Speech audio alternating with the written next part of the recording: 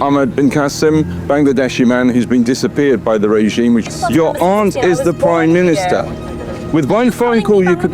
No, I'm saying with one phone call you can make a difference. What you're saying. I'm saying with one phone call you can make a difference. আমি কিন্তু বাংলাদেশি, আমি British Bangladeshi. আজকে সবচেয়ে মনে পড়ছে আমার খালাকে, কারণ উনি আমাকে অনেক শিখিয়েছেন। তো একদিক দিয়ে আমার খালা আমার রোল মডেল ছিলেন।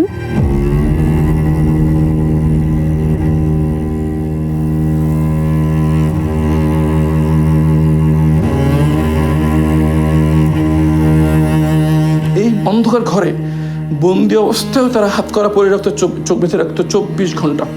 তখন আমি এটা কোনোমতেই মানতে পারছিলাম না। আমি বারবার বলতাম যে আমি তো বন্দি অবস্থায় আছি, দেয়ালের ভিতরে আছি, দরজা বন্ধ, এখানে কেন আমাকে চোখ বেঁধে রাখতে হবে, হাত করা পরে রাখতে হবে 24 ঘন্টা।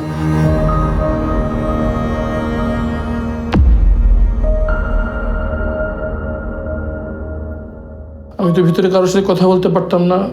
মনে হতো যে একটু কথা বলতে পারলে কত না ভালো লাগতো। তখন আমি ওই টিকটিকি পিঁপড়ার সাথে কথা বলতাম, মনটা একটু হালকা হতো আর কি, কথা বলতে পারতেছে একটা জীবন্ত কিছু একটা সাথে। টিকটিকি নাম দিয়েছিলাম টুকটুকি, তাকে আমি কথা বলতাম মানুষের সাথে যেভাবে কথা বলি। আমি জিজ্ঞেস করতাম, টুকটুকি তোর ছেলে মেয়ে কয়টা? আমার 2 মেয়ে। তোর ইয়া কটা? আমার মেয়ে খেতে চাই, তোর মেয়ে খায় নাকি ঠিক মতো? বাচ্চারা খায় নাকি ঠিক মতো? আমার বাচ্চাদের জন্য দোয়া করিস। তুই তো চলাফেরা করতে পারিস, আমি তো তাও করতে পারি না। মেয়েকে আমি এভাবে ফেলে আসলাম অনিশ্চয়তার ভিতরে। সে যদি জানতো যে আমি মারা গেছি তাহলে হয়তো সে অন্য সিদ্ধান্ত নিতে পারতো। তার জন্য খুবই খারাপ লাগতো যে তার হক আমি তাকে দিতে পারিনি। সবচেয়ে বেশি কষ্ট লাগতো যখন বাচ্চাদের কথা মনে হতো আর কি। যখন আমার ক্ষুধায় কষ্ট হতো তখন মনে হতো বাচ্চাদের কি অবস্থা, ওরা কি খেতে খেয়ে খাচ্ছে।